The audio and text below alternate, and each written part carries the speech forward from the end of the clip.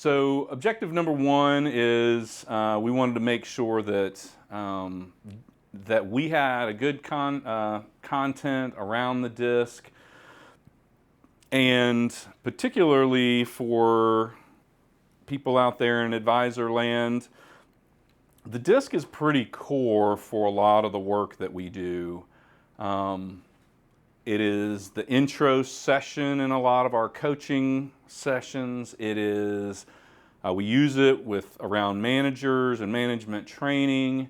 So want to make sure that people feel equipped, that they've heard it multiple times, that they have a chance to ask some questions. So number one is let's make sure that we're equipping our team and that we're getting the content out there. But number two, it's an opportunity for us to kind of look at our own team around how are we wired, how does that impact how we do the roles that we do within the organization, and then a little bit of helping us to understand how we interact as a group. Angie Stryker coined a phrase that we have continued to use as around the disc is it's not personal, it's personality. And the more that we understand how that, hey, it's not personal, it's personality. There we go. Yeah, technology. So the more that we understand that, the better off that we are. So let's kick us off with the disc. This is, as are most of the lead presentations, this is dialogue, not monologue. One of the things that is important for us as presenters is that we are not content monkeys. Like, we have to be better than just content presenters. So we have to be able to take the content, contextualize it, engage the audience. Otherwise, we're really not any different than any other management training company. So I want to try to make sure that I give you guys an opportunity to ask questions, ask anything that you think might be relevant for your particular area of the company, and we'll try to answer those things together. So, session one in Lead University, and oftentimes content that we do in any kind of management training, is Know Thyself. And one of the reasons we named it this is that across the board, the best leaders that I know, if I go out there and just say, that's a good leader, one of the common traits that seems to be present in all of those great leaders that I can point to is that they're very, very self-aware. The word we often use is introspection, the ability to look inside of myself and know and understand, why did I do that?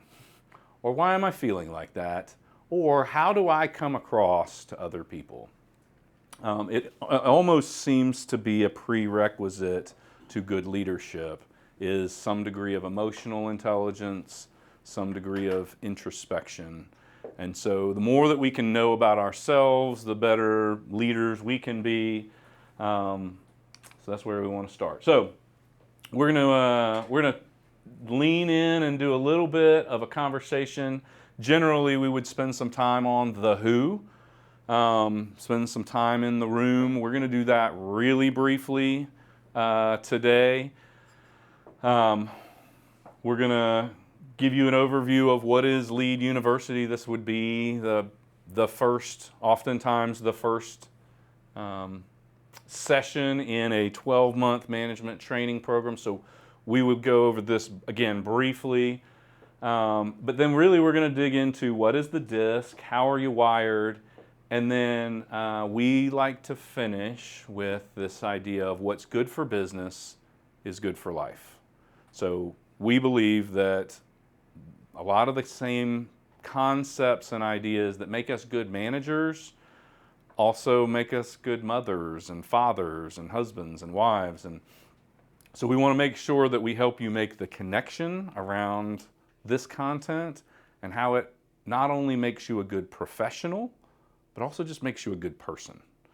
So that's a big thing that we care about as we deliver this kind of management content. In fact, every one of Lead U's sessions will finish with this idea of good for business, good for life.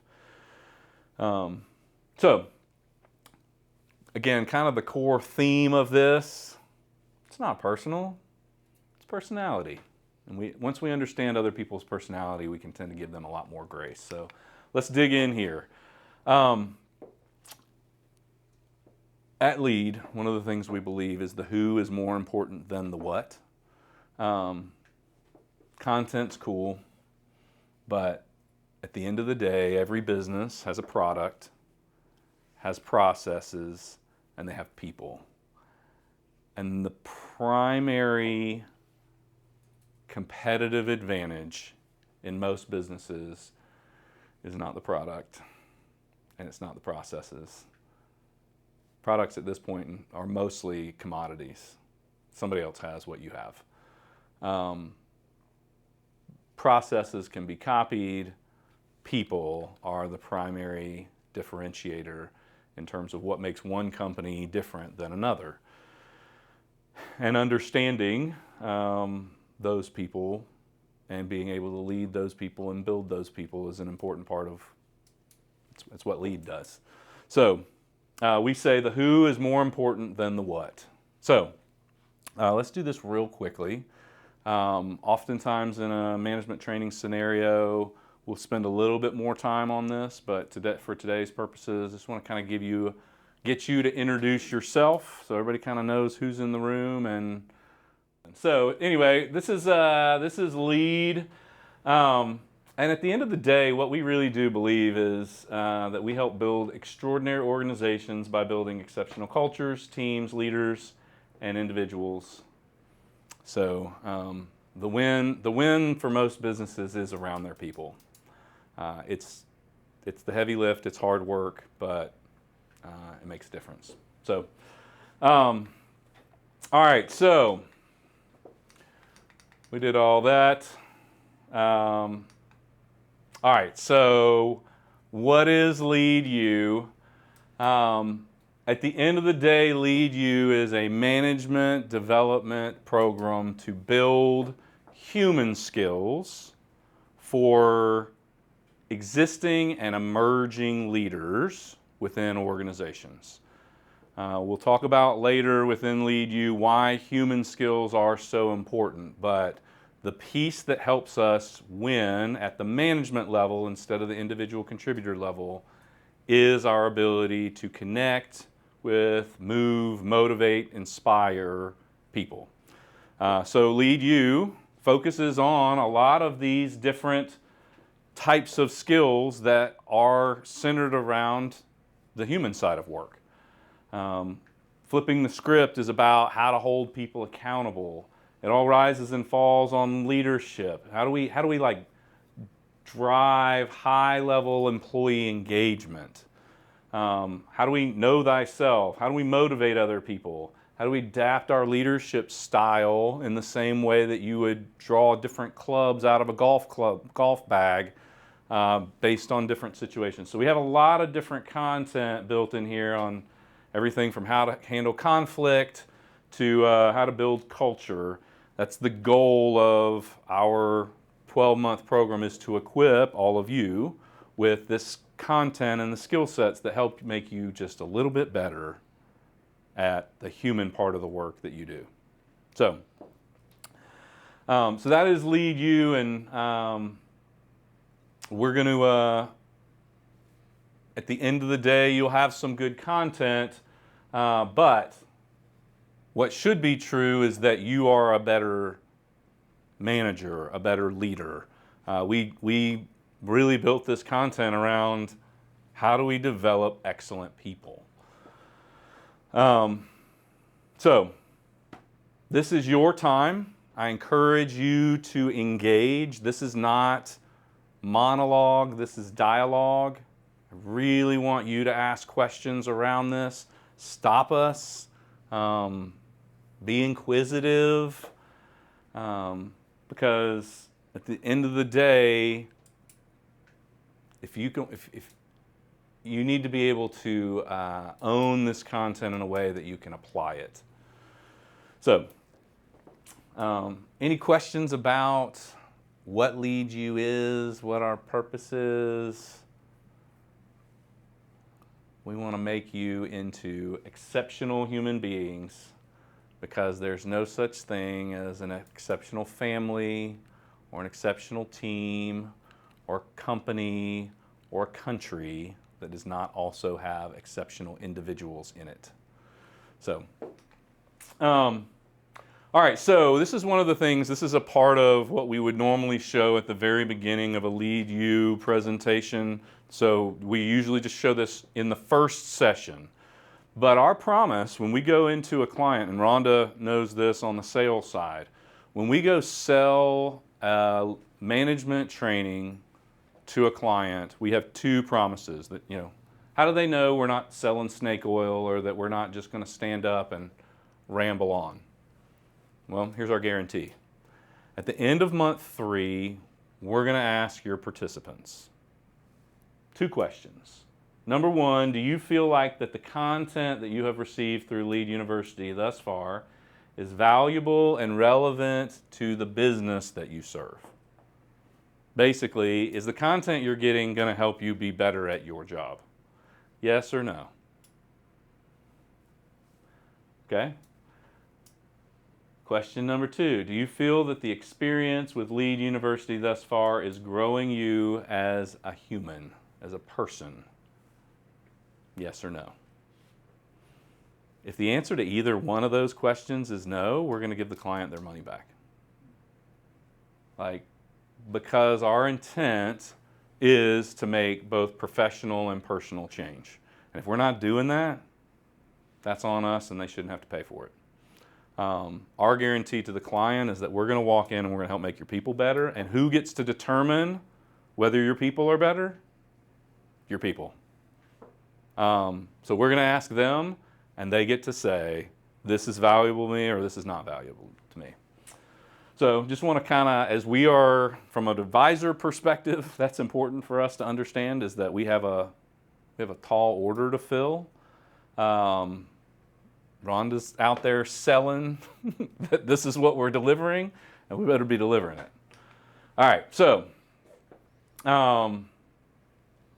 we pause there, let people ask questions. What am I going to get out of this? Depending on the environment, so Sherry, sometimes in your world, you're going to have people who are from all over the country in the online environment. When we teach this in class, we might have people who are from multiple different companies, who are all different management levels. But then also, oftentimes we walk into a company and we are delivering this type of content, we'll tailor it a little bit, just to a single organization where there's 15 people in the room, and they're all with the same organization. So just to kind of give you a context around how we do that. From an advisor's perspective, any questions on that intro piece? Feel good? Over the course of the contract, are you meeting with the exact same representatives for the entire? Yeah, usually they'll pick out 8 of their existing or emerging leaders, or between 4 and 12 is usually the room size. Okay. Now it changes in Sherry's environment, where it's in the online, so people can feed into that program at any time. So 1 month she might have 4 people, and then Rhonda does a great job and sells 4 more people in, and at month 6, 4 more people are getting inserted into that group. So that is kind of a carousel. Same if you're doing it here in our environment. So yeah. All right, so all of that is kind of preamble to the actual content in this first session, where we're actually going to dig into the DISC. So I want to start with this question. It's kind of a fun question. Who's the best athlete? All right, so we just finished the Olympics, so I might need to update this slide with some of our some of our new best athletes. But just for reference, up here we have Jackie Joyner-Kersee. She was the 6-time heptathlon medalist across 4 Olympic Games, across 16 years. She was maybe one of the best track and field athletes over a long, long period of time. Now you got Brian Shaw, won the world's strongest man 4 different times. It's a hard, that is a thing that's hard to do once and really hard to do 4 times. John Velasquez has won nearly $500 million going fast on a horse. If you want a jockey in that, he's your guy. And then Manute Bol, 7'7", still. I mean, he played in the 90s and is still recognized as one of the greatest shot blockers in NBA history. So the question is, which one of these people is the best athlete?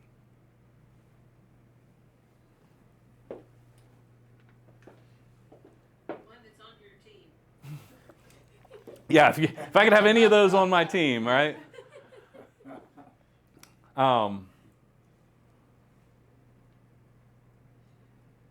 Any thoughts?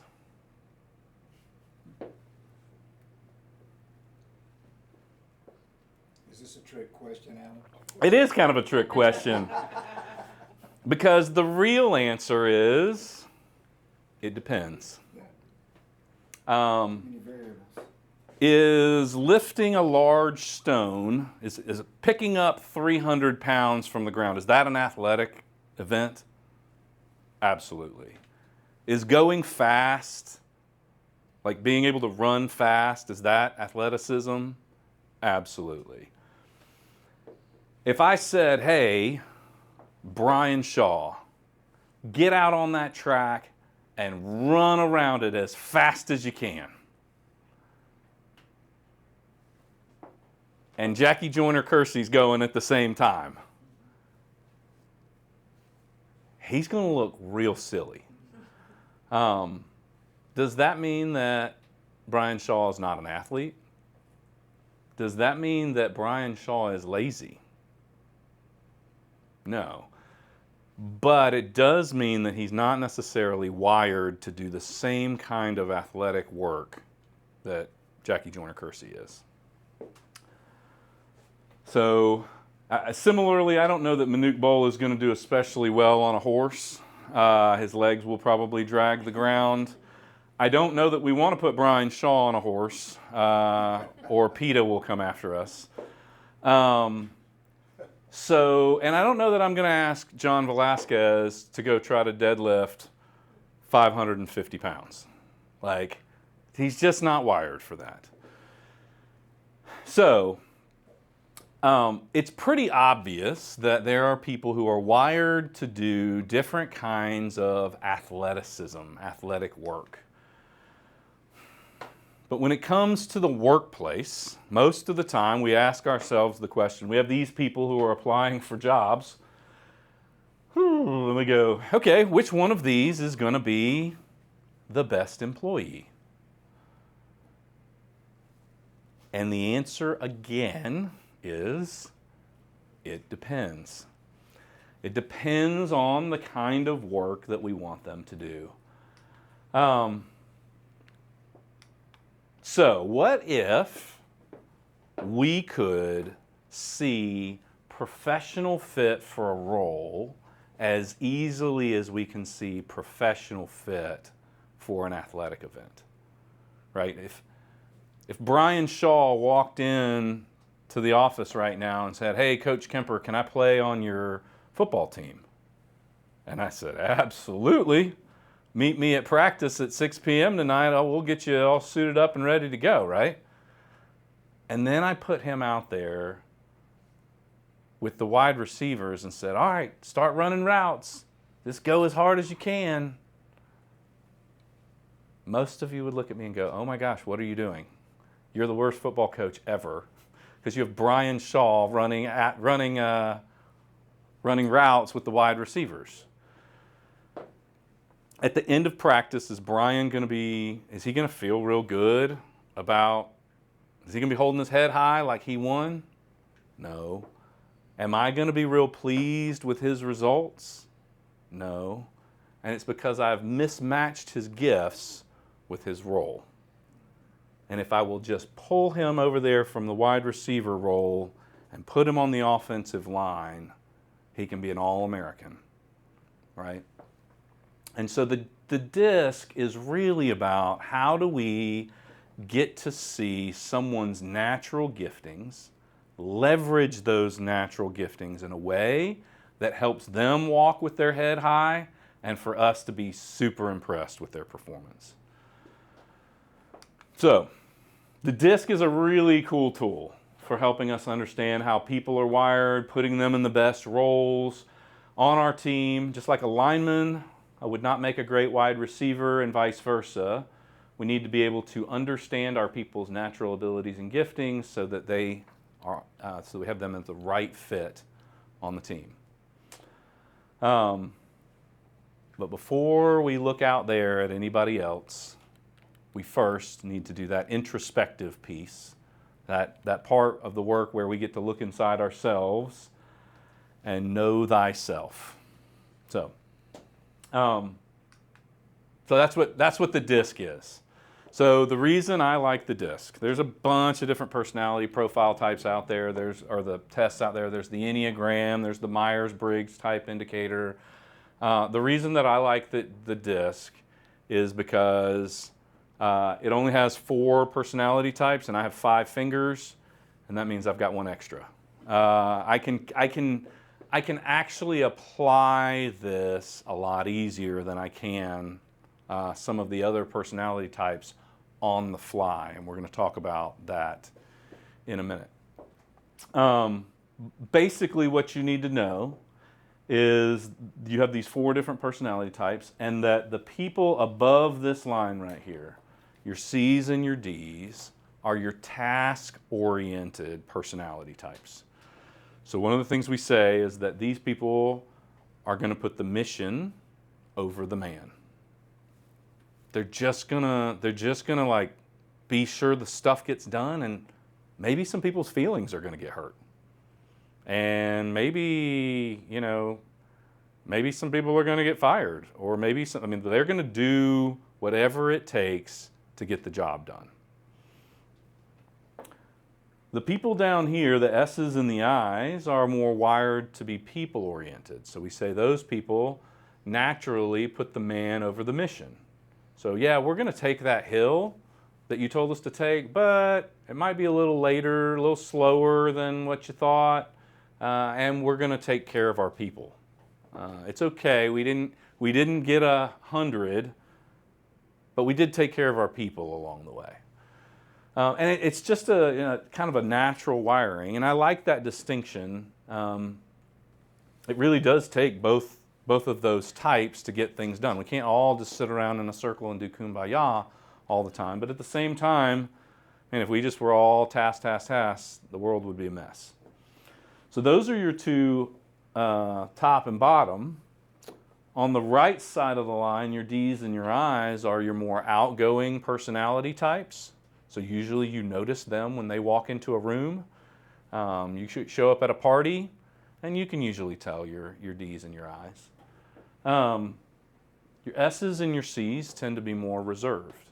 It doesn't mean that they can't be outgoing, but their natural state tends to be a little less in your face.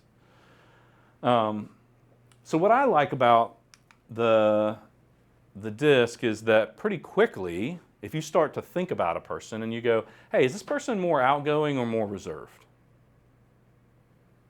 Oh, they're definitely more outgoing. Okay.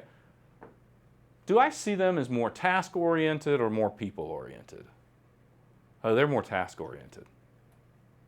Well, I've just categorized somebody. I now probably know that this person is a D, and we're going to get better, just at very high level, asking those 2 questions, I can probably start to put people into these quadrants.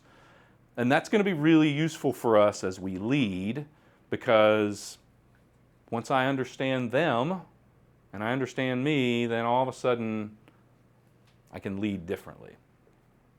So D is your outgoing, task-oriented personality type, and we call that the dominance personality type. We're going to learn more about that in just a minute, but it's really about how they address challenges and problems. Your outgoing, people-oriented personality type is what we call I's, or influence personality types. So these are how someone deals with in situations involving people and contacts. Our S's are more people-oriented but reserved personality types. That's their steadiness, really focused on pace and consistency. And then your C's are your task-oriented, more reserved personality types. And that has to do with constraints and procedures. So pretty quickly we start to go, okay, so there's 4 personality types. Now what I'll give you as you step into this space is generally people have 1 or 2 personality types that really are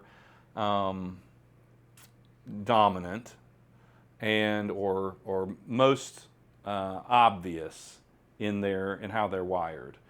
And a lot of times you'll see 2 that are adjacent to each other. So you might see somebody who's wired as an S, but then they also have a significant amount of I in them. Or you might see someone who is a C, but they also have some D or some S in them.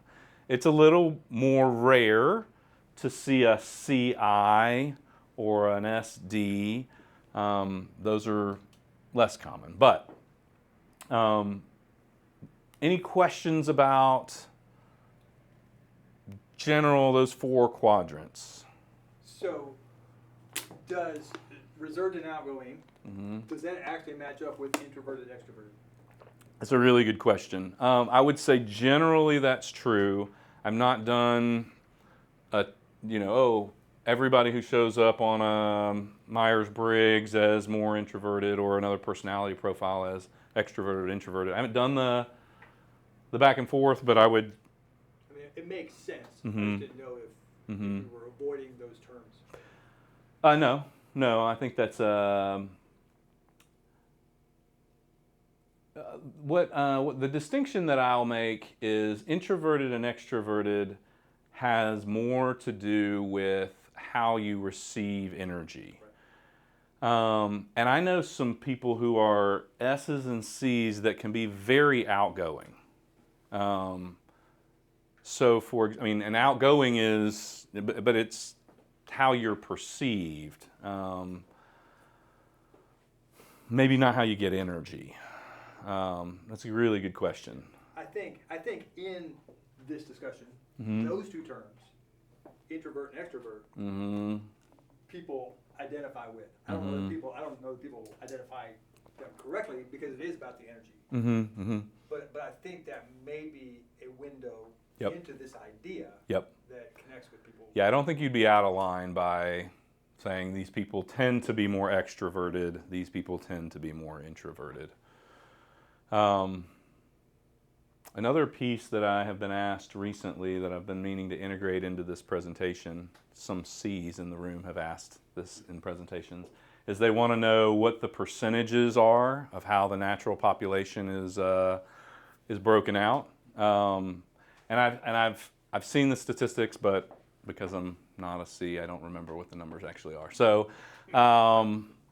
yeah, that may be something that we add into the presentation going forward, because people tend to be pretty curious about that.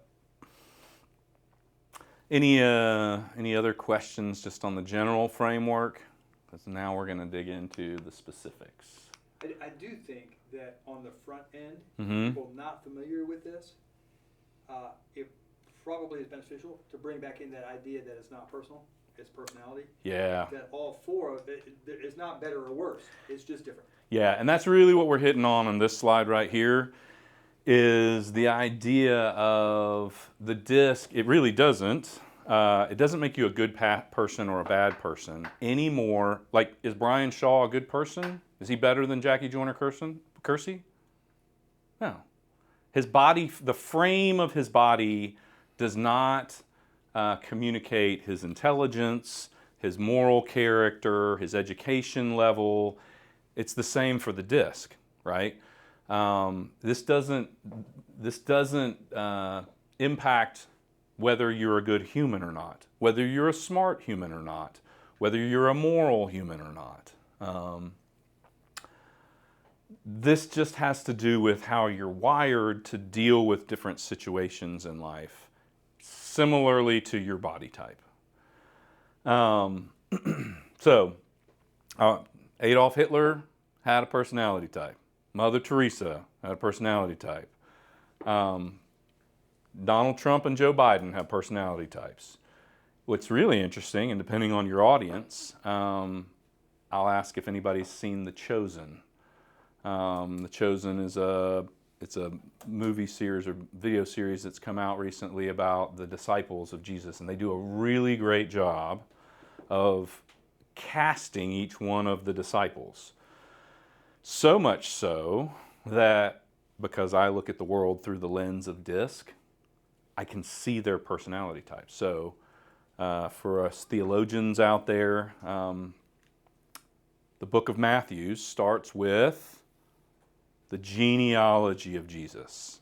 I mean, it goes through, well, of course, everyone really wants to know how many begots there were before we got to Jesus. We need this data, right?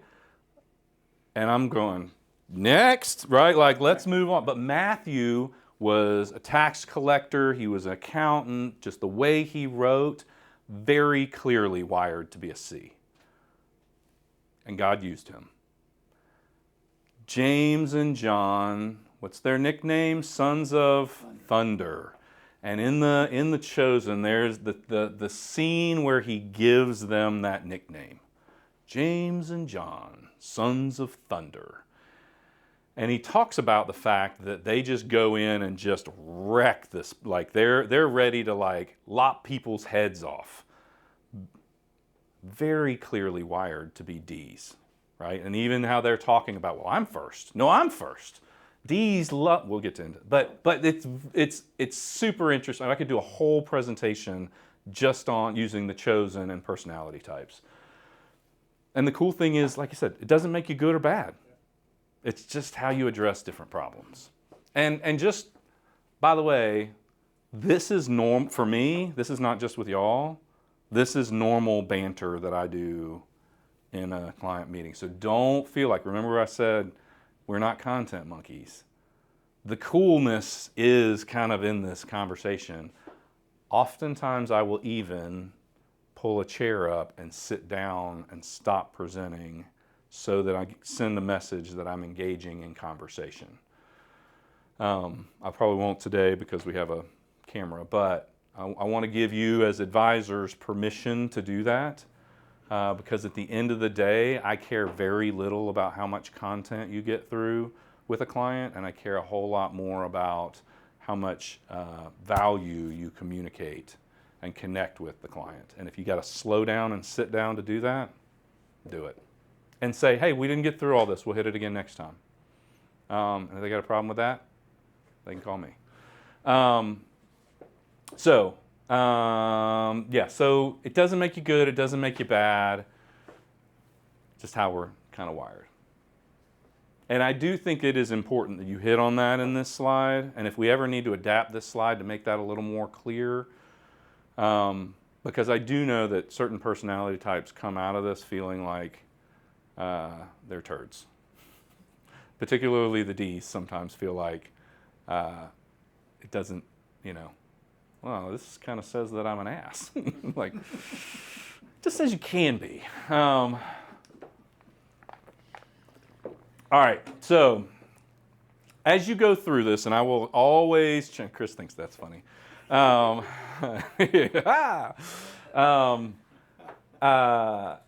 will always, at this point, ask the participants to remember a couple of things as I go through this slide. We're about to dig into each one of the different personality types, and I want you to walk away remembering two things about each personality type. And that is, what is the primary emotion and what is the primary fear? Because if I understand somebody's primary emotion and I understand what like really rocks them internally, I understand a lot about their psychology. I understand how I can motivate them. I understand what their hot button topics would be, and really even how to be kind to them as a manager or a leader. Because there are some things that bother different personality types disproportionately to other personality types. And it would be unkind of me to know that something really, really bothers Angie and to do it anyway. So, this knowledge is power. Be mindful of primary emotion and key fear. All right, so our D's. Listen and as I read this and see if there's anybody in your life that you think might fit this description. Adventurous, competitive, daring, decisive, direct, innovative, persistent, problem solvers, results-oriented, self-starters, right?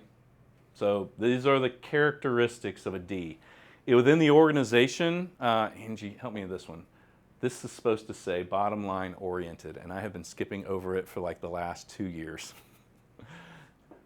Value to the team, they are bottom line oriented. They are forward looking Ds. The only time they think about today was yesterday. The Ds today are already thinking about tomorrow. They are way down the road. They love challenge. Man, put me in, coach. I'm ready to play. They initiate activity. A lot of times you will see a D even have like a nervous tick in a meeting. I've seen Ds rub their heads. That was Josh Adams and Rick Harper. These are people who want to be moving. Their knees bounce. It's just they're active. You will even see them moving up and down and around in the office. They're more likely, they and the eyes are more likely to just be up and moving. But they generally tend to be pretty innovative thinkers. Now, this is where I will ask the question. David, have you seen those one-sided coins that they've come out with? The one-sided coins? One-sided coin? Yeah, one-sided coin. Oh, no. You haven't seen those? Yeah, me neither. They don't exist. The idea around the one-sided coin and it not existing is there's no such thing as a one-sided coin and there's no such thing as a one-sided personality. Guess what? Some of you married people who were adventurous and competitive and daring and decisive and direct, and that sounds all really good. And some of us hired those people and they were really excited about that. And oops, by the way, guess what we also got? We got demanding, argumentative, opinionated, aggressive, and egotistical. Because the shadow side of every personality is a little bit different. And so our job as managers, as leaders, if this is our personality type, we want to magnify this and mitigate that, right? And the healthier we are emotionally, the less likely this side is going to show itself. But it's there. Like, do not be misled. Everybody has a shadow side. So think about this work. I'll usually skip over this fear for a second, and I'll jump over and say, think about the work environment that is best for a D. That usually shows up where they have freedom from controls, where they don't like they don't like supervision or details. Generally really big picture thinking. Like, okay, I got it. Somebody else has to help them with the details.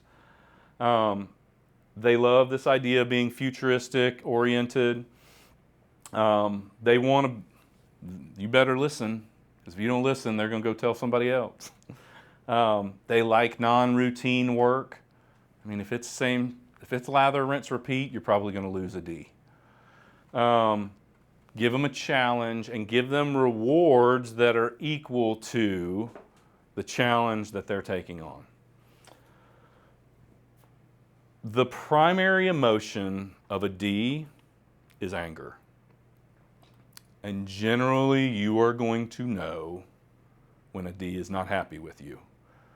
Now that you can, the more you understand emotional intelligence, the healthier you are. You can oftentimes suppress that.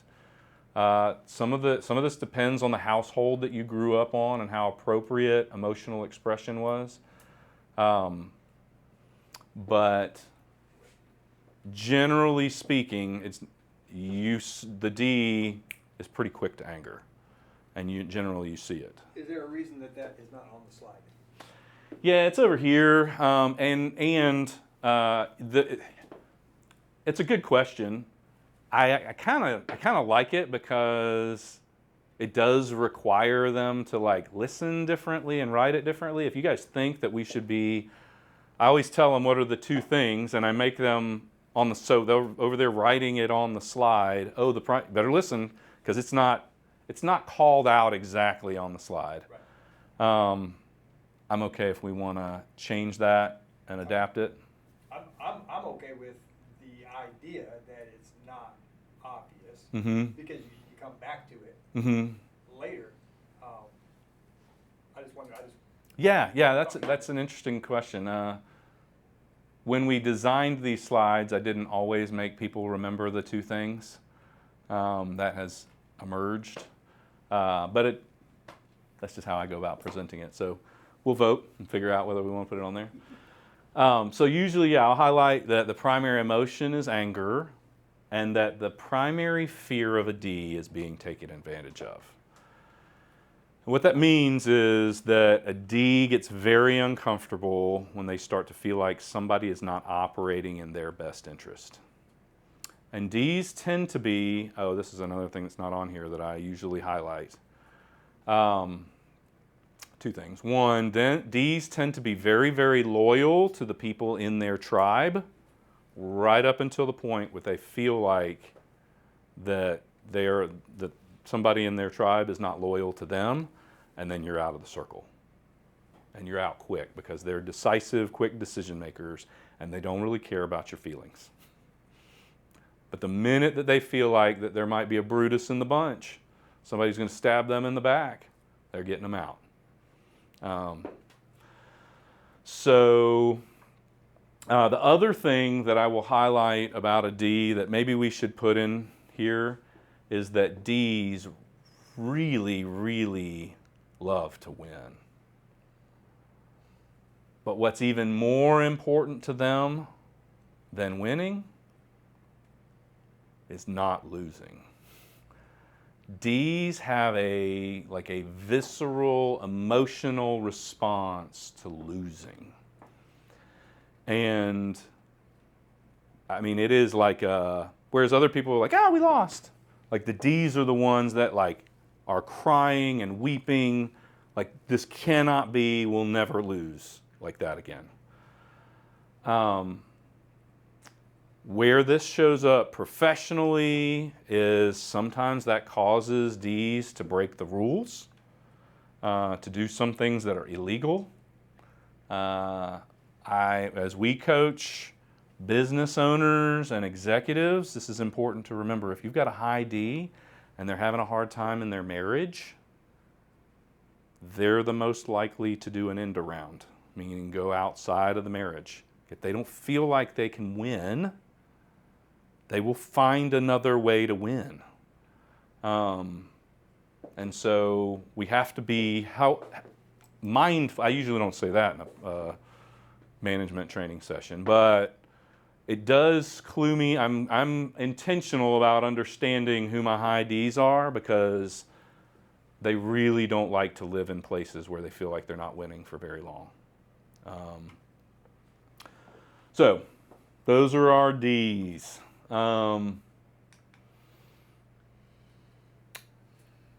I's, man, who doesn't love an I? They're charming, they're confident, they're convincing, they're usually very enthusiastic, inspiring, and optimistic. Man, we can do anything. Persuasive, popular, sociable, trusting is an important one for the I's. The I's tend to, oh, you said you can do that? Of course you can do that. That is both a value and sometimes a danger. They can be overly trusting. We'll hit that in a second. Man, on a team, I's are great. They tend to be really creative problem solvers. They're great at motivating others towards an outcome or a goal. They're great team players. And negotiating conflict, an I thinks that if we could just sit down and talk it out, we could solve the world's problems. I's believe that they could solve the world's problems with their words. And sometimes that makes them really good salespeople. Sometimes that makes them really good negotiators. But words are important to I's. You can always spot an I in traffic because the I is the one that's over there next to you talking on the phone with their hands, right? I's are active talkers. Look for a lot of hand movements. Now, under stress, you remember the shadow side. Sometimes an I can show up as a little self-promoting, maybe a little overly optimistic, a little gabby, and sometimes unrealistic, right? Gabby as in talkative. Yabba. So one of the things we talk about when we're coaching people is the conversation pie. So if this conversation were a pie, generally people like to have equal portions of the pie. An I can eat more than their fair share of the conversation pie. So you got to be careful if you're wired as an I, that your gift, your words are your gift. Like, you're good with your words, and they can also be the thing that has people like go, okay, I'm done with your words. So the primary emotion of an I is optimism. They believe that they can. They believe that others can. That's where you get this trusting piece. Sometimes you get an I. I's oftentimes gravitate in the HR space because they love people. But they might hire somebody for a job because they like them and because they were good in an interview. But, you know, if I'm trying to hire a civil engineer and they come into an interview and I really like them, right? I'll hire Chris as a civil engineer because he's got a civil engineering degree. And then I go, hey, Chris, have you ever actually built a bridge? No, but I really liked him, so I hired him anyway. Yeah. So probably not. I got to be careful that I'm not overly trusting if I'm an I. Again, I's, their ideal work environment, they want a high degree of people. Yeah, Rhonda's over there going, woo, let me talk to the people.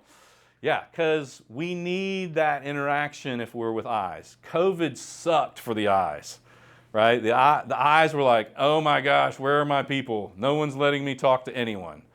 Yeah, they want to be out there.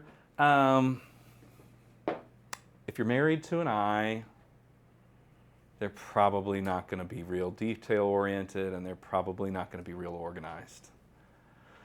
Just acknowledge that you hired somebody who was charming and confident and convincing, enthusiastic, and then just like don't worry about them being organized. It's cool. They're just probably not going to be we learn how to muscle ourselves through things, but it is not an I's gift to the planet to be systematic and organized. They love to be able to move, right? They want a place where their ideas matter a lot to an I. So, primary emotion, optimism. The primary fear is loss of social recognition. The idea that that relationship would be broken. That matters more to an I than, say, a D. If a D has a disagreement with somebody and they're a straight D, they might say, go pound sand, I don't care. Like, we're done. Like, I don't have a lot of feelings around whether me and you hang out in perpetuity. If we disagree, then that's okay, we disagree, and they'll move on. The I cares about the relationship much more. And we're going to get into why that's important for moving and motivating people here in just a minute. Again, I's tend to be really active. Your D's and your I's. Chris, question? Can you explain the C's people versus C's contacts on the right-hand side of the slide? The line, dotted line? Yeah. So each one of these. So you go back and so like each one of these personality profiles kind of has more of a focus on challenge. Like the D's are challenges and problems. They are looking for those things. I don't know that whether they're listed above or below this line is necessarily relevant. Mostly it's that a D is looking for a problem to solve and challenges to overcome. An I is looking for the person and they're looking for a network. They're great networkers. They're, a connection here, a connection there. Does that make sense, Chris? Like, it's really like kind of what they're wired to look for. That's how I've been treating it. Yeah, that makes sense. It looks like it's a chart or something on the right-hand side. Yeah, that line there does kind of make it look a little, I've never known what to do with that. maybe we could delete that and then kind of put that up here as a separate. In some ways, you've already got it at the top under the I. Yeah, I guess that's true. Maybe give a greater emphasis. Maybe we just blank that out. Maybe that's confusing. Good point. Great question, Chris. Yeah, thanks. So I guess make another note of things to consider. Do we want to create a bucket in here that says key emotion? Any other questions on I's? Hey, Alan, have you ever heard that you need to write things down for an I? So if you're leading an I love this advice that if you're meeting with a super high I, they're gonna always say like, I got it. Like, don't worry about it. You gotta like write down. No, I actually need this thing done by this date. Yes. That's super helpful. Yeah. In terms of because they will just roll with, but yes, I love that. I feel like that maybe that might be in how we communicate to I's, is that they need specificity with dates. But yeah, that's great. Does anybody have another pen? My pen has malfunctioned. There you go. Thank you, sir. I don't know if this is completely appropriate, but in my mind, when I think about I's, I think of party animals, right? Life of the party person, Mm-hmm. right? And as an S, like that's admirable to me. I like that thing. But the downside, right? The shadow side of that is I don't know that the life of the party is always seen as being super intelligent or Reliable, bring a lot to the dependable. party. Yeah, I mean, there's, and some of it is understanding how we're perceived. And again, this first session really is about know thyself, right? Because if I know a little bit about how I'm perceived and how I show up, then I can start to be mindful of it, right? But yeah, yeah, you're right. I mean, like, some of that can be true about an I. But, But Alan, the other thing that I'm trying to grasp, because this is all new to me, mm-hmm, the Maxwell people would fire me if they knew I didn't do this yet, but some of the I, like not being organized, mm-hmm, I'm high I, and I am extremely organized. mm-hmm, And I also like to write everything down. mm-hmm. So there's some crossover there. Yeah, well, and so some of it is, S is my next one. okay, well, there's probably, we'll get to S in a minute. Now, it's interesting when we find that we start to have mechanisms or systems that we put in place in our lives to compensate for our natural tendencies. So I'll give you an example. I used to work, one of my first jobs out of grad school was with a project management, a software consulting company, and they hired me to be a project manager. Okay? And that should be funny to some of you who know me, because the goal of for me as a project manager was to be very systematic, very organized, and to run. I had like 7 projects, 7 software implementations that I was getting 100 emails in on a day about all of these technology system changes that they needed. And this one needs this change, but this one needs that change, and this one needs this change. And they should never have hired me for that job, right? But, and here's what's interesting, I showed up in an interview and I was charming and confident and convincing, enthusiastic and optimistic. Oh, yeah, I've got a degree in business. I can do this job. And they were like, probably he can. And not only did they hire me for a job that I was ill-equipped for personality-wise, I negotiated an extra 30% raise over and above what they wanted to pay for that position. And I was absolutely not the best fit for the job.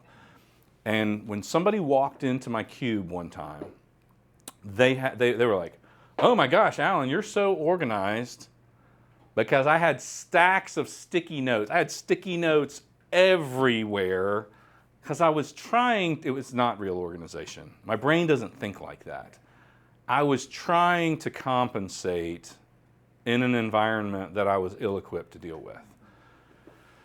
So, yeah, maybe sometimes we do build these compensating systems around areas that we don't have natural strength. I might argue, we'll get to yours in a minute, on the S. Or the natural versus the adaptive can It's be true. another little variable. Yeah, we can get to that too in just a second. Good question. Just not trying to throw a wrench in anything. No. Just that I'm trying to figure this out. And that's the thing here too. These are real conversations that we can have with people along the way. We don't have to pretend like that this is perfect.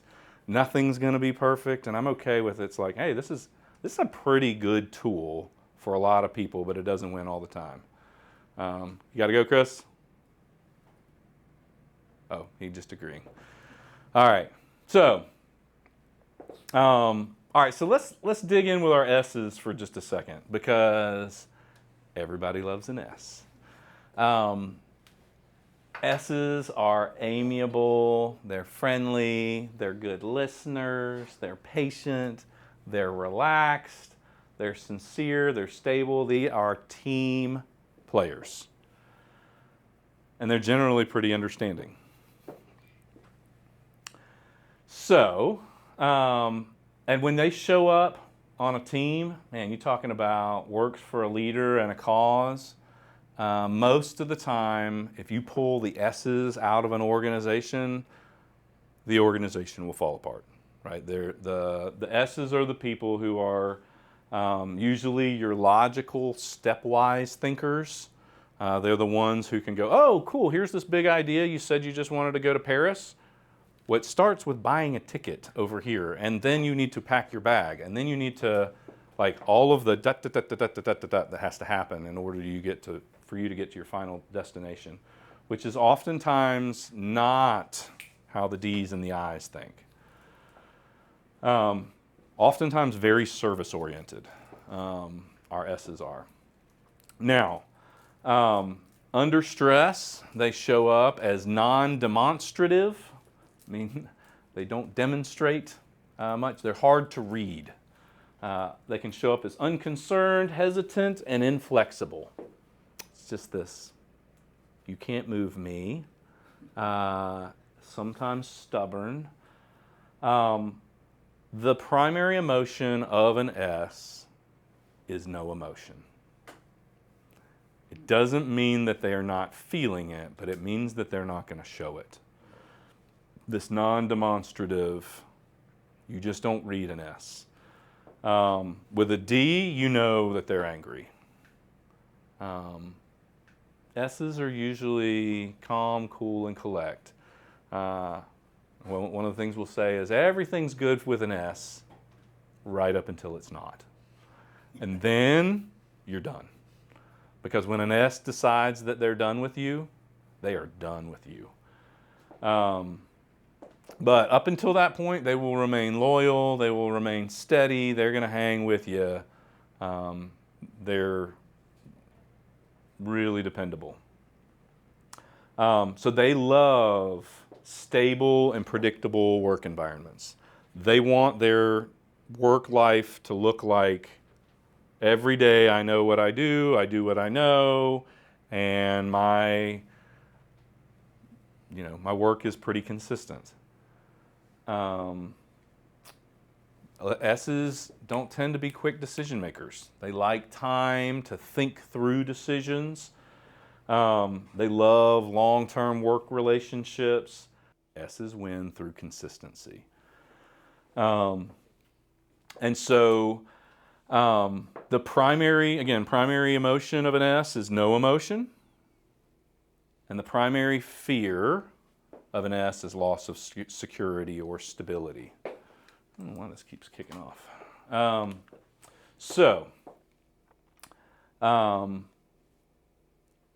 And again, they are mostly looking for pace and consistency.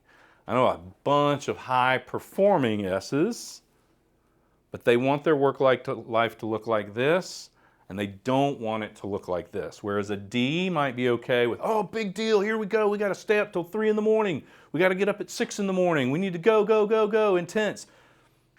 It's not kind to an S. It's a lot less, you can do a lot more damage to your S employees, to your S people by not being mindful of that. So stability. If you're married to an S, be prepared to buy a lot of life insurance. If you're a D, you're probably like, so Ds are really okay with risk.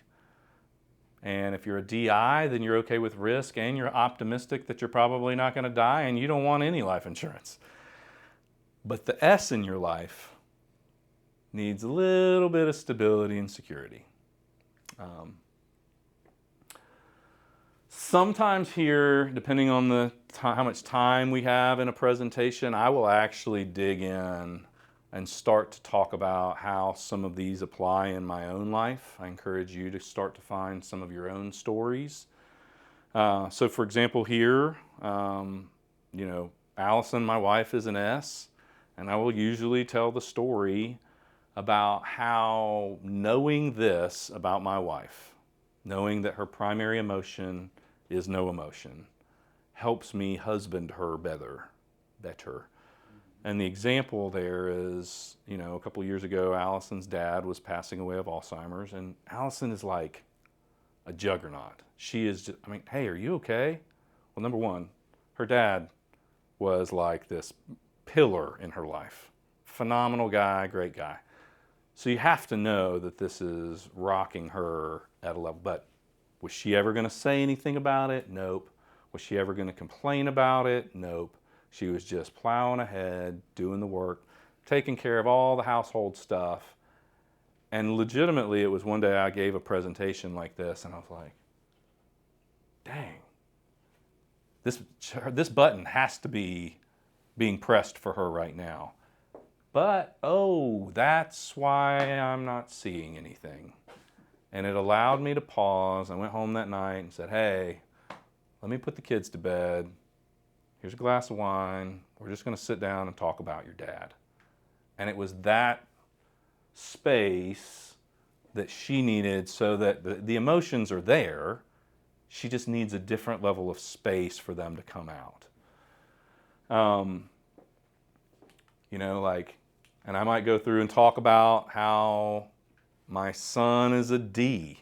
And I'll tell stories about, I mean, from the time that he was 5 on the soccer field, you could see he hates to lose. So this is the place where you get to kind of insert some of your story into this presentation. We want it to be relevant. Our C's are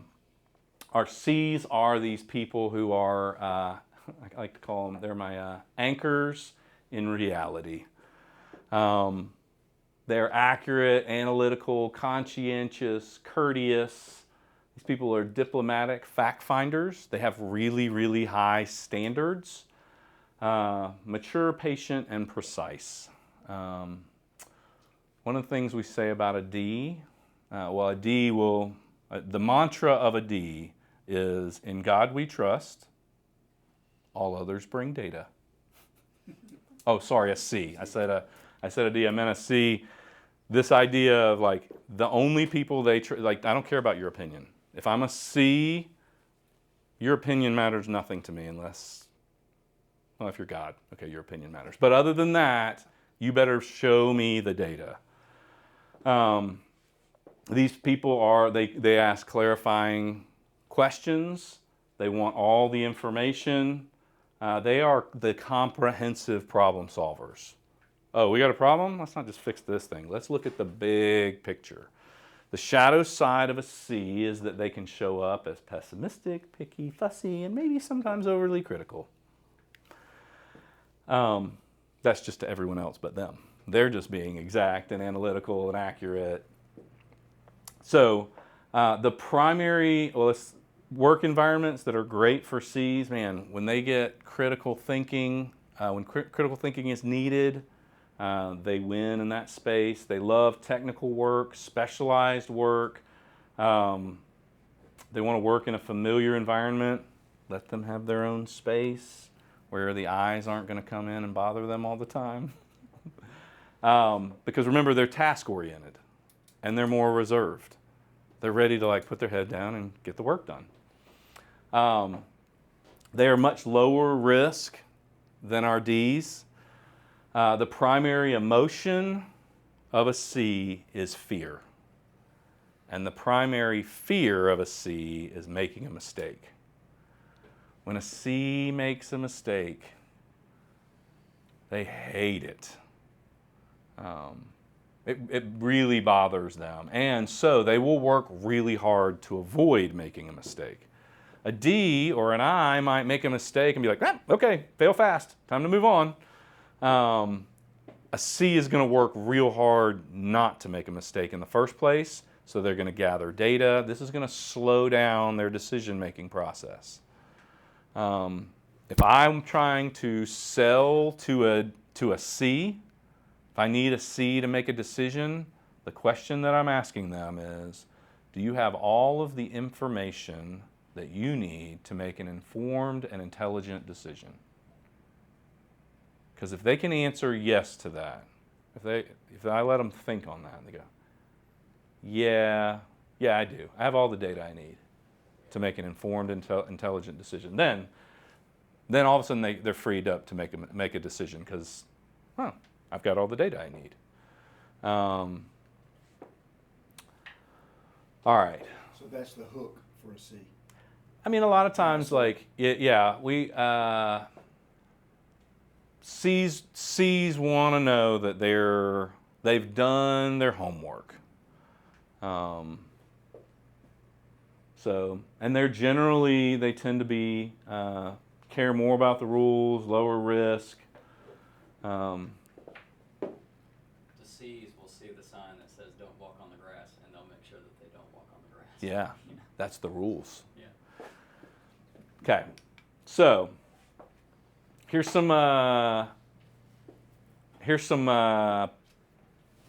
examples of different personality types that people might recognize. Jay Leno is a high I. Donald Trump is a high D. Princess Diana, Mr. Rogers, Jimmy Stewart, Mother Teresa show up as these S's. Mr. Spock, Albert Einstein, Warren Buffett is a high C. He is not an emotional investor. He is a data-driven investor. In this present, if you want to, I think we have a link here that we added recently to be able to, I'm not sure if that's, I've actually never clicked on that during a presentation because usually I'm running behind. So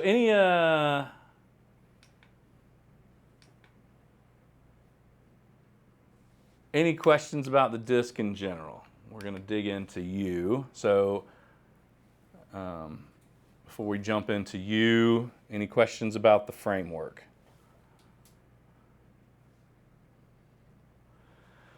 Okay, this is a portion of a presentation where generally what I will do is I'll say, all right, if they have the management training version, it's usually page 4 and 5. If you have the executive version, which is what we usually use during the executive coaching sessions, it's page 6 and 7. I'll get them to read that paragraph and go through and underline anything that you think seems really true or circle something that you think seems untrue. And I'll just sit for a couple minutes. I'll let them dig in. I'll go grab a water. And then I'll ask them to highlight anything that seemed to stick out or didn't stick out. Most of y'all have read these before. I'll leave them. I'll let you read into these. Sherry, this is a little different than the one that you've taken in the past. Did you get a chance to read your paragraph yet? So really where I take people to primarily is this narrative on page, your version will be at page 6 and 7. And I don't, and this is me being a high D, big picture here, just read the thing. I need to get a quick evaluation. So read page 6 and 7, right? And highlight, underline anything that you think is relevant. And generally what I find in that space, so Charlie, did you have a chance to read over yours yet? Yes. Okay. And is there anything that you think is highly not true? No, I think they're pretty much true. I mean, I think one of the tools is like, then what's my wife think? Mm-hmm. Like if I have something that's untrue, let me talk to some coworkers, let me talk to my spouse, and they're like, no, that's really true about you. Yeah. So I when I read mine, I was like, this pretty much nailed me, except for this and this, and I showed it to Allison, and she was like, you mean like that time when you? Oh, right. Sorry about that. And so what I will then do generally is I will ask people after they've read that paragraph, if you were giving this assessment a grade on how well it read you, tell me what you would give it on a scale of 1 to 100. Or if you can't do that, just would it be an A or a B or a C or a D or an F? And most of the time what we get in a large group is 80 to 90% of the people are going to go, man, that thing nailed me. Like that paragraph, and really, Sherry, one of the reasons that we use this version is that paragraph is a quick validation tool for people. They don't have to understand everything in the book, but if I can get them to say, man, that was a 90, that thing scored me at a 90, then all of a sudden everything else is now validated. today I gave a presentation for a guy and he was like, yeah, ooh, I mean, I feel like 75% was right and there's one part I kind of disagree with. And he was wrestling with whether that was his inability to see himself for who he was or whether he had like been in a different mental state when he was taking the test. Not like alcohol, but like sometimes it does matter if you're thinking about at home versus at work for how you show up. And so what I usually do is go around the room, let people validate it or invalidate. If somebody has a problem, I'll say, man, it doesn't hit everybody 100%, but usually it'll hit most people pretty right. So we can talk about that after the session. I'll dig in with them individually. But what I'm really trying to do here is validate the tool.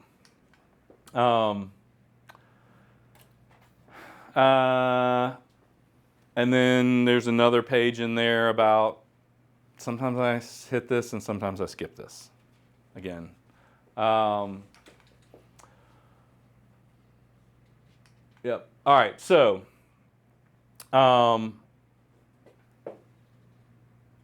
if at this point what I want to try to hit on is I want to then ask you, and we may want to put in a couple slides in this on one or two things because I think a newer version of our DISC profile has. Can you quickly name, can you think of a couple of your coworkers that you think are high Ds? Or how many of you know or work with or live with a high D? Right? Rich, do you work with a high D? Do you know? Okay. And how do you know that? Because he's in charge Yeah? all the time. Yeah, all the time. And what do Ds like to be?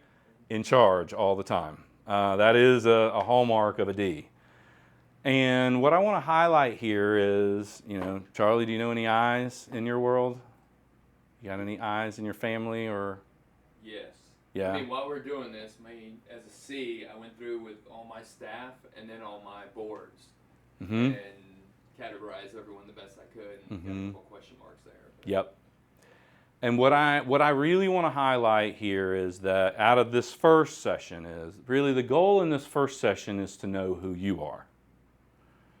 Because once you know you can begin to understand some of how you're wired and how you show up to other people. But what I'm already highlighting and pointing out is that this tool is simple enough to where you're already starting to be able to categorize other people. And when you can start to categorize other people, then you can start to think about how do I lead them differently. The Enneagram is a cool tool, but I can't meet you and know that Chris is an 8 wing 9 in our first meeting. But I can pretty much meet Angie and in a couple of conversations figure out there's some C in there and there's some S in there. And that's going to impact how I lead her. Or what kind of role within the organization she's probably going to be wired to be good at. Does that make sense? So where I'm trying to leave people out of session 1 is 1, know thyself, but just with a taste of once you get good at speaking this language. And a lot of people, and this is an analogy I'll also use, a lot of people say, oh, I've done personality profiles. Cool, that's great.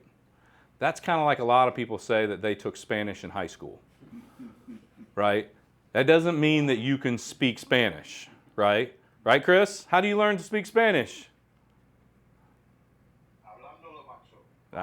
See. You got to live in it for a little while. And the DISC is like learning another language. And yes, some of you may have taken some personality tests that somebody went over with you at a high level, but you don't even remember what your personality type is. And you don't even remember, it's like, okay, I got baño and I got cerveza, right? But that's about all I got out of that last training. And those are the two most important words that you learn out of high school Spanish, right? You know, like you use them in reverse order, cerveza and then baño, right? But for this, our goal is that we are equipping you to be really understand this language, because once you understand it, man, all sorts of doors open. So in every one of our sessions, we're going to have a time where we say what's good for business is good for life.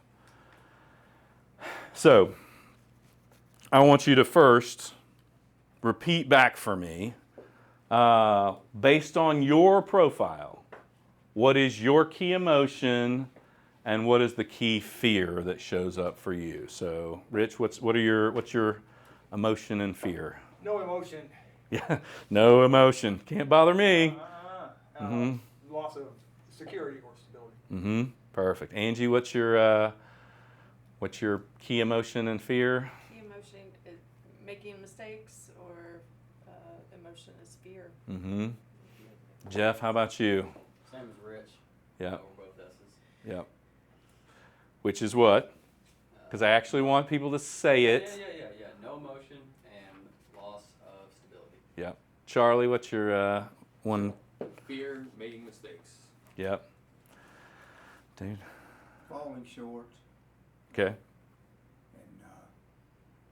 it's my biggest fear. Okay. Motion, still working through that one. Yep. What's your primary disc I. profile? I. Okay. I, Yep. S, C, D. Yep. So for an I, the high I, the primary emotion is optimism. Oh, sure. I think I can do it. But the Happy face. yeah. But the primary fear of an I is loss of social recognition. All right, Sherry, what's your primary disc type? What are you? You're an I? Okay. Yep. Which means the tension in your world is, I really, really want to get stuff done, and I really want to not wreck my people. Like, let's do both of those. Well, actually, with a DI, it's all on the gas. It's just about whether you're going to wreck your people in the process or not. The tension for a DC is, I want to go fast. I want to make decisions quickly. Wait, I don't have enough data. I need more data. I don't want to make a mistake, right? So there's always these tensions that show up. But Sherry, what's your key emotion for your number one? Is optimism, and the fear is loss of social. Chris, what do you got? My key emotion is anger, key fear, and just being taken advantage of. That's for our D's. Steve? Yeah, my emotion I feel like is really close. So my key emotion is anger, but optimism is very close. So I feel a bit schizophrenic during some days, but and then my key fear is being taken advantage of. For sure. And then Rhonda's in there driving with her. I'll just tell you what hers are. She already knows. Yeah. So Rhonda's a high I. So Rhonda's key emotion is going to be optimism, and her key fear is going to be loss of social recognition. Okay, so. Similar things, like as well, where it's like fear being taken advantage of. Fear being taken advantage of also. So that tension is. Yep. I kind of what Sherry's saying. Yep. Yeah, and you know, we're not one-dimensional people, right? Like, we all have we're multifaceted, but man, knowing this about myself, like, okay,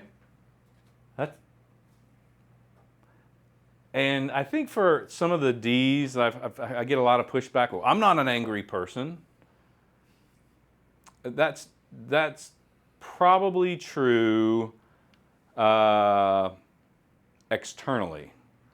But one of the things, so I'll usually then ask the question, do you feel frustrated a lot? Oh yeah, I get really frustrated when somebody doesn't do something, or things don't happen as fast as they should. Okay. Frustration is just suppressed rage, right? Like when we were children and somebody took our ball from us, we would just punch them in the face. But we've learned that socially it is unacceptable to punch people in the face. And so instead, now when somebody takes our ball from us, we go, like we just get mad and we don't punch people in the face. But it doesn't mean that you're not still feeling anger because somebody took something from you. All right, so this is where we might dig in. How does this show up for us outside of the workplace? We can dig into, Rich, how's that show up for you? I mean, it changes everything when you understand the people that live in the same house as you, Mm-hmm. right? And the way that they're processing things and communicating to you, it has no intent beyond them being themselves. Mm-hmm. And when I Mm-hmm. understand that, it changes how I communicate with them. Yeah. Yep. It's not personal, it's personality. Angie, what does this mean? Like, you're a CS or SC? Yeah, SCCS, yeah. Really close, right? Depends on which one you're looking at. Yep. How does that show up for you in your world? I think small circles, hold tight relationships, but keep them small. And yeah, emotionless because I feel like I'm constantly like taking care of others or, stepping in spaces for other people to be strong for other people, Mm-hmm. not allowing yourself to process certain things and go through things for sure. Mhm. Your Allison story, absolutely. Mm-hmm. You just head down, get through, and then Yep. either have to force yourself to process or someone else has to help you Yep. engage that yourself. Yep. For sure. And sometimes, I think we're put, like, I wonder for, like, as a pastor's wife, right? Like, how does that show up when there's all these, hey, I need to be all these things? So this is just, let's dig into some conversation in and around that. But what I really want people to walk away with is this idea of, and sometimes I'll ask this question, how many of you were taught about compound interest when you were in high school or college? Did anybody ever tell you, hey, if you'll start investing now, you'll get an extra doubling period and you can have millions and millions of dollars when you're 65 because you started investing at 15 or so. Rich, did you? No. Did anybody tell you that? No. Oh, no? No. I used to tell my college students this all the time. Freshmen in college, I'd go through, hey, look, you have like 4 extra doubling periods than me, or 2. And then I would, at the beginning of the semester, I'd say, hey, you now know this, right? This is really cool. You have the knowledge. And then I'd come back at the end of the semester and I'd say, how many of you did this? How many of you went to the bank and started a investment account? Nobody raises their hand. I was like, hey, great. Then you're not wise. Because the difference between knowledge and wisdom is application. So how this shows up for us is, how do I take this and use it to better the lives of the people around me?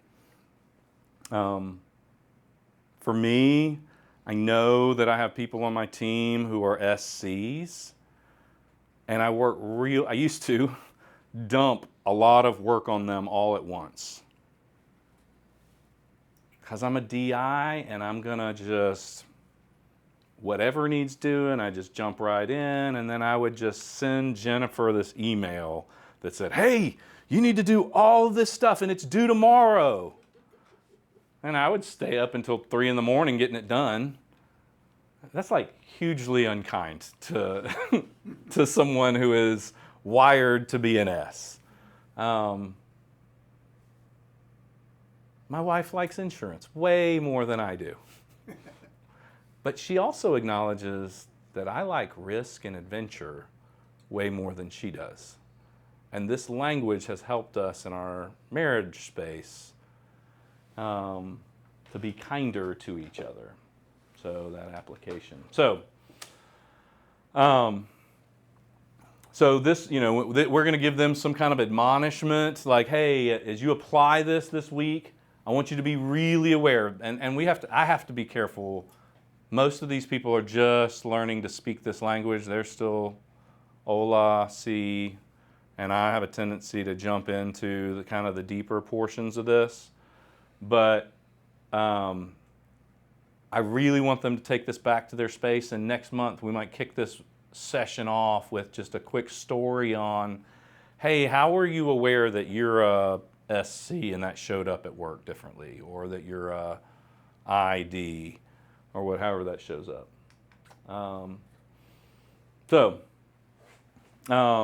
This is not something that we do in Lead University unless we're working on a management team, but this is our team.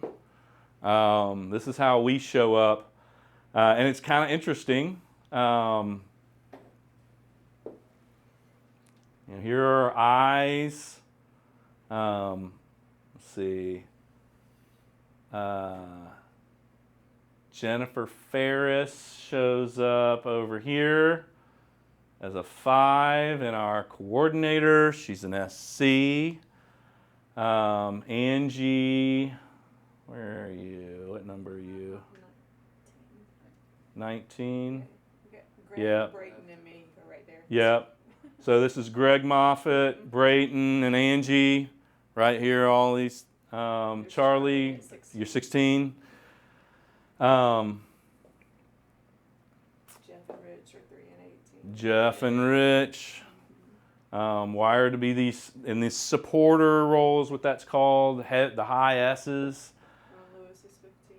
Ron's he's closer. He's got a little more I. Jesse Dukes and Cindy Skipper. Those two. You're so good at that, Angie. It's fascinating to Yeah. me. Not that this matters to anyone, but there is a clear number 1.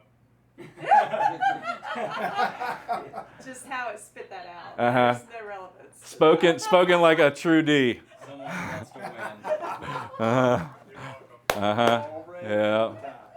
Losing is not an option. Yeah. That's pretty good. Hey, Alan, I have another question. Yeah. Unrelated to how much I'm beating all of you. But how do you have the individual reports or that everybody gets back. How do you use those in a group presentation like this? Like, do you reference like, hey, check out page 7, or how do you do that? Yeah. I have to do this and I don't know. Yeah. So depending on the presentation, they will either have. Can I see your packet right there? A full packet that is. So we have. This is the executive version. This is a 60-page document. It's all printed out. It goes deep into a bunch of stuff. That's what we use mostly internally, and with our executive coaching clients. There's a management. How long is the management one? Like 20 pages, something like that. And that's generally what we use in a management training setting. And then sometimes we will only print out like 2 or 3 pages. So we'll print out, Behavioral characteristics. we might print out the chart, this chart, we'll print that out, and then we'll print out like the narrative. So Chris, I think in your scenario, what's about to happen is everybody will have their management training books. And I try not to let them get too tied up in it because it detracts from but I'll aim them right to that narrative page. Usually I save the ways to communicate until the next session is when, the next session based on DISC is the science of motivation.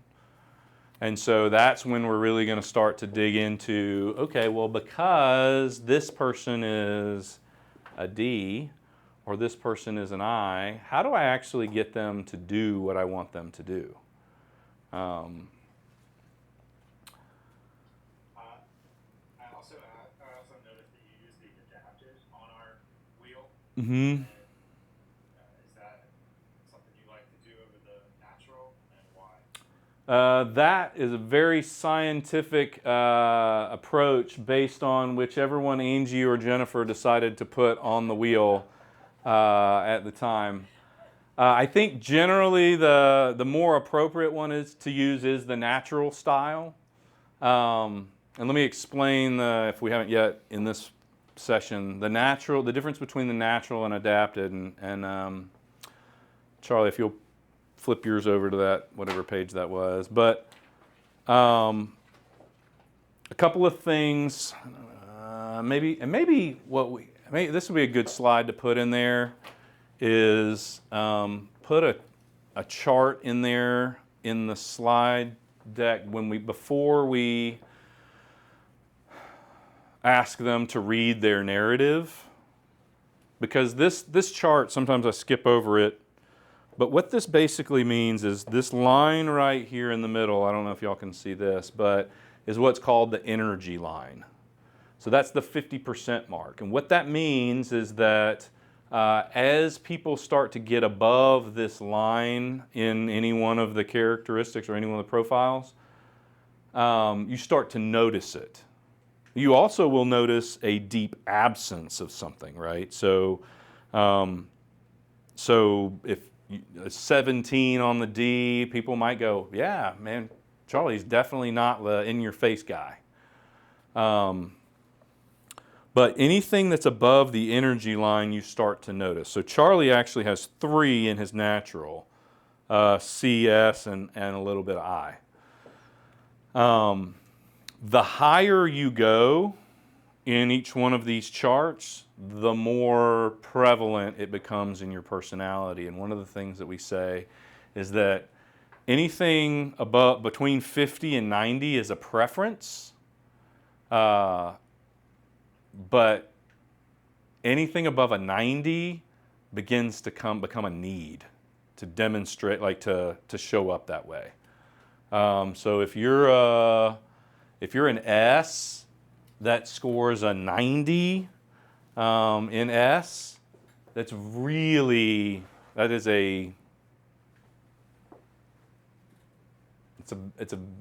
very important to you.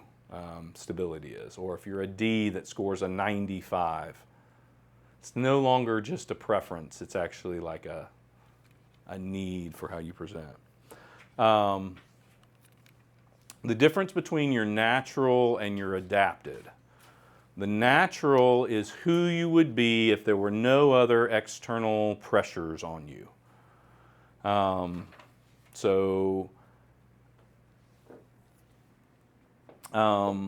And then your adapted is how you are shifting your personality based on the people that you're surrounded with. And that could be people at work, and it could also be people at home.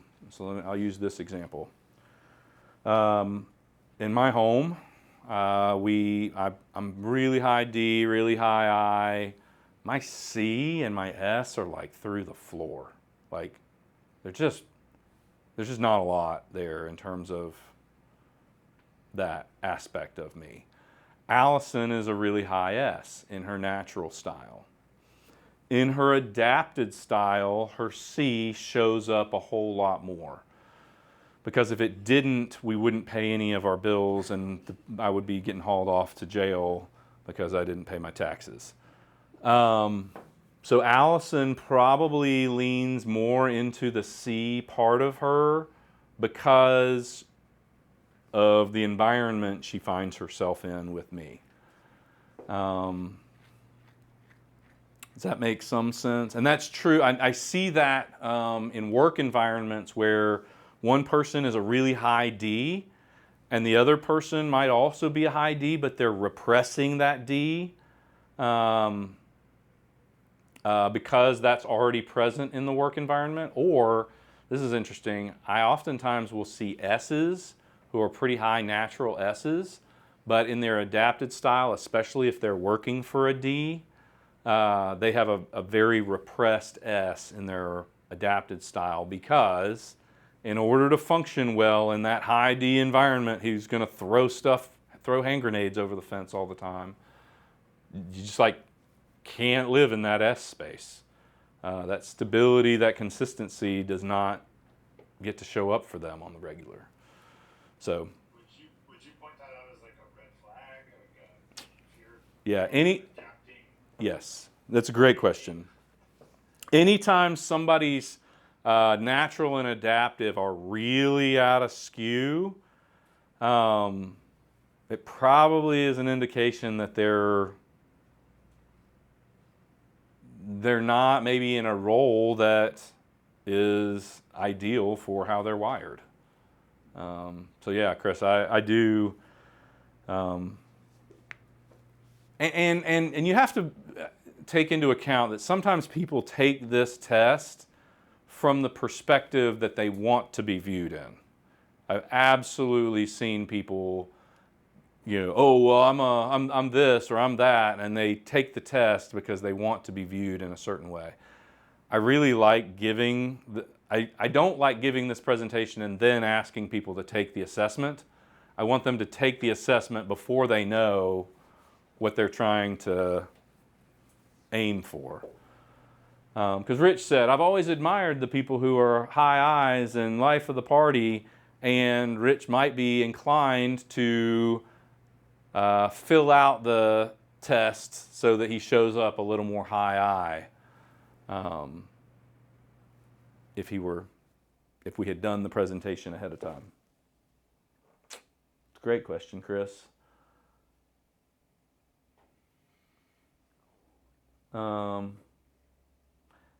I do notice that different cultures tend to attract different personality types. I once did a presentation with a large division at Chick-fil-A. And they all lived right here and right here. But there was not a single, it was like 50 people, and there was one D in the whole group. And very little S's. It was the analytics department of, like, the C's really showed up, but there were a lot of I's there as well. Any questions here? Anything else about our team? Maybe we need some more DCs on our team. It's a good, interesting observation for me. You don't know, if I remember correctly, I don't really know what the box numbers mean. No, and this is where I need to get in. There's a book that I forget the name of that I need to go read that chapter. But I'm a DI. I just got the big picture and figured out how to do it basically, and I didn't dig into all the details. You sound like a D. Yeah. Yeah, so there is a science behind each one of these boxes, and actually even I don't have a great answer for Charlie, what does it mean when you're closer? Actually, I do have some, is when the more the more lines that you have above the energy line, the closer to center you're going to be. But it also means the less distinct your personality is going to be to people. So a really high D with nothing else above the energy line is going to show up, over here in maybe quadrant 1. I do know that, but I don't have a great answer for what do all the little checky check boxes mean. I've got a bonus thing Mm-hmm. that was not, didn't come from DISC. Mhm. I can't remember what it came from. It's the one where you got choleric and phlegmatic and melancholy are 3 of the 4. I can't remember the 4. Okay.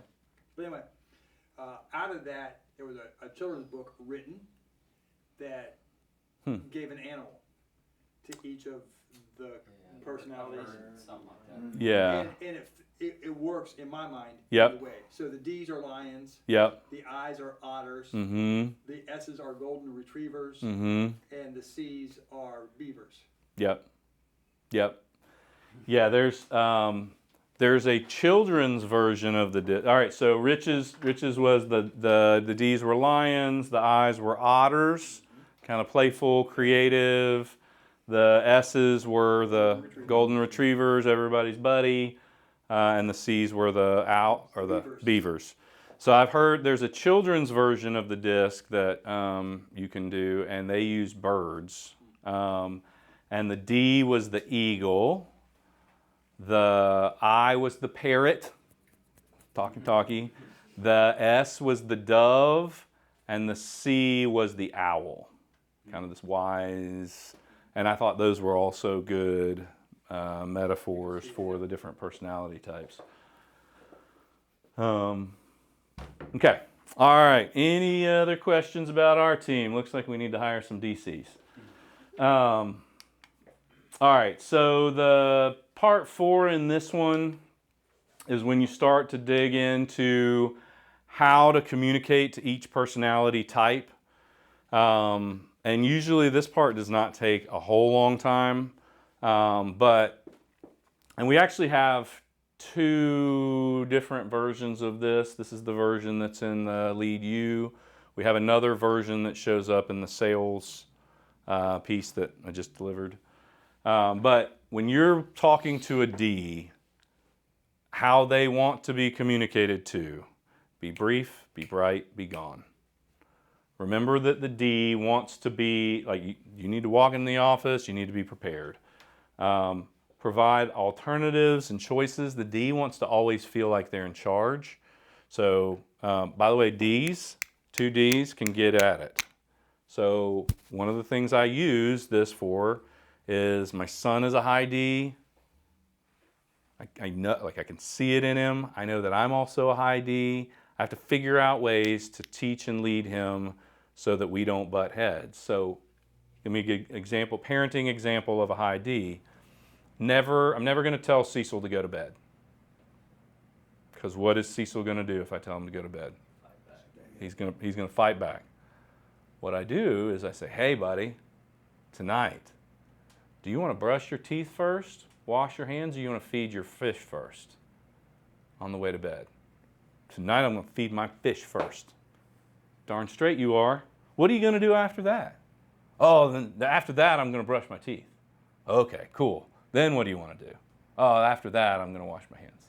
He's in charge, right? But I'm steering him in the direction that I want him to go without telling him what to do.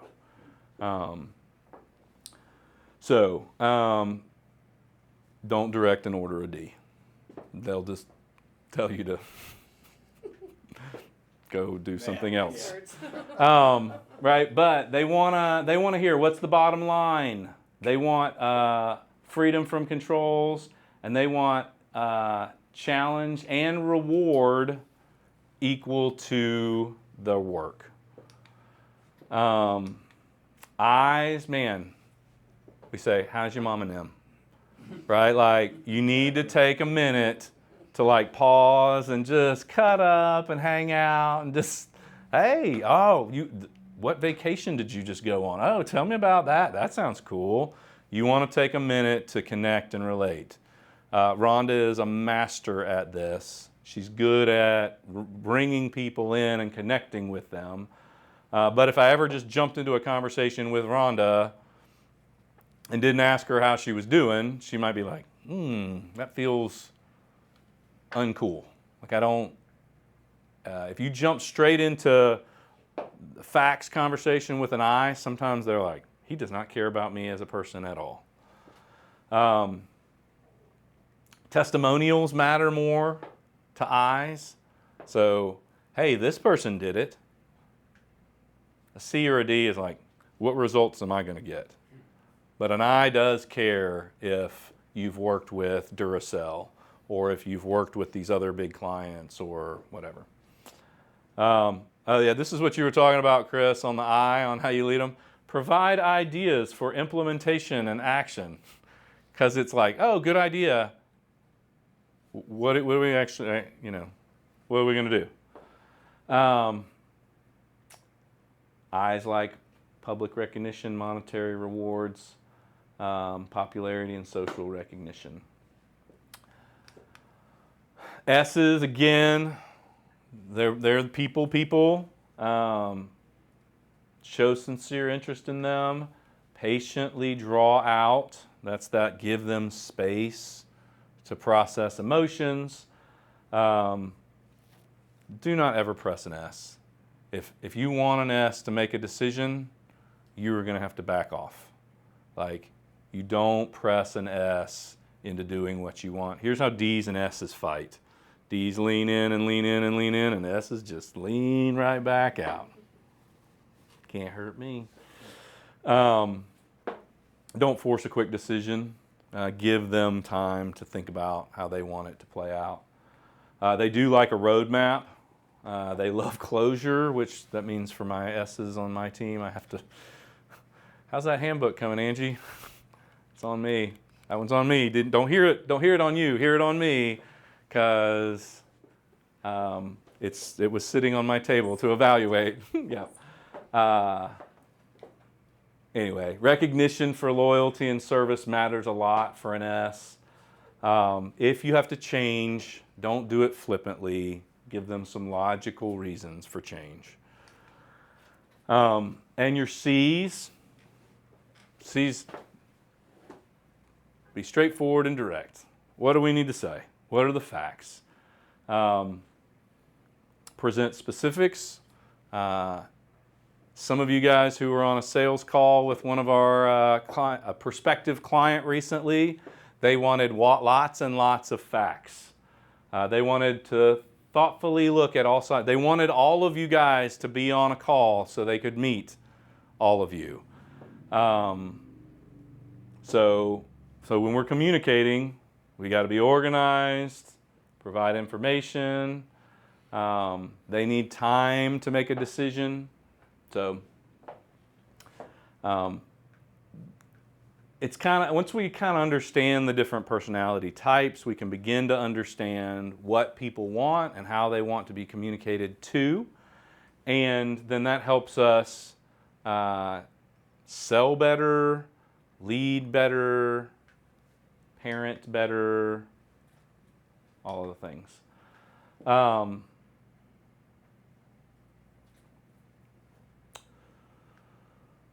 And then we may break this into how does this impact how you parent, how you spouse, how you husband or wife. And this is actually one and two. But anyway, at the end of the day, I'm going to finish here talking about life is about relationships. And I do like this. This kind of is a big piece of the theme of what Lead You is about, is this idea of the better that we can be at reading and understanding the people around us, both at work and at home, the more effective leaders we will become, the healthier relationships we will have, and the happier our lives will be.